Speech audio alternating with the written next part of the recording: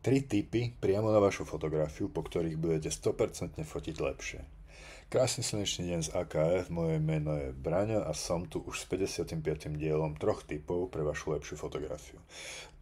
Fotografie pre dnešný diel máme od Adama Okruhlicu, veľmi pekne ďakujeme.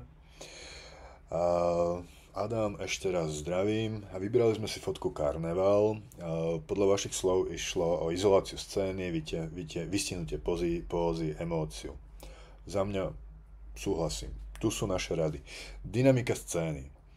A pre tento typ fotografie by som po takom tom klasickom sete tých fotiek, ktoré ste urobili, ako napríklad konkrétne táto, by som zvolil dlhší expozičný čas a trošku skúsil zachytiť naozaj tú dynamiku. Ten pohyb tých rozmazaných rúk pri tých tanečných kreáciách by mohol fotke dodať niečo naviac, to, čo by sme viac ocenili. Tento zmrazený pohyb je pre fotografie začiatočníkov samozrejme priateľný, ale myslím, že tí pokročilejší fotografi siahajú po nejakom efekte. Nemusí to byť každá fotografia, ale spravte ten set 3, 4, 5 a potom trošku experimentujte.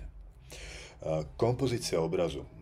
Ak si odmyslím nejaké dotyky, tesné dotyky v pravej časti fotky, kde vlastne slečna mníška a sa takmer dotýka okraja fotografie, tak by som vás poradil, Adam, takú jednu veľmi dôležitú vec, podľa mňa, ktorá vám môže prospieť aj do budúcnosti.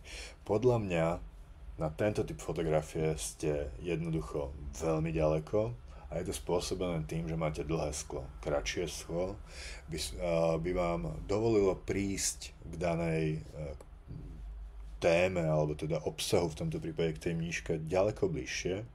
Ak by ste sa trošičku pokočili, stačí zohnúť kolena, ste zjavne vyšší ako mníška, tak aby vlastne sa jej hlava ocitla nad vami a tá slečna, tá mníška by vyskočila z davu ešte viacej. To ohnisko by kratšie ohnisko by spôsobilo, že tá mníška by sa stala vlastne v tom zábere väčšou a smerom dozadu tie ostatné objekty by sa vlastne za ňou zmenšili, takže výrazne by vystúpila. To by bol ten skutočný efekt tej izolácie scény.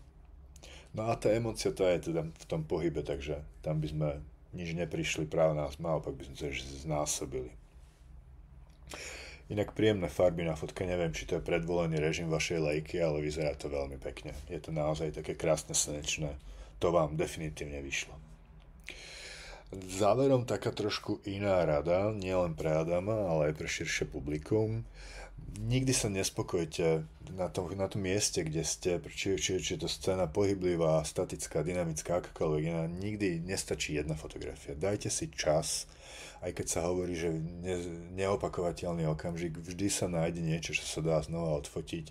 A ak to práve nie je nejaký bosk mladomanželov alebo niečo podobné na tejto úrovni, tak tá slečna, tá mníška tam tancovala dlhé minúty. Som si istý, že pokiaľ ste ju nejakým spôsobom nerozčuli, tak sa určite vám dovolila spraviť viac ako jednu fotografiu. Tá nálada je tam uvoľnená, priateľská, naozaj nie je dôvod sa ničoho obávať. Ak by vás niekto aj nejak osočil alebo niečo, tak jednoducho choďte inám.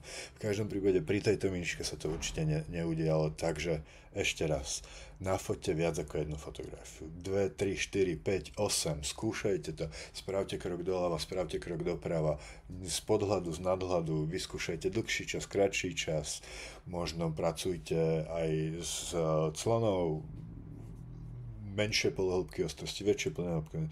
Neprestávajte, skúšajte.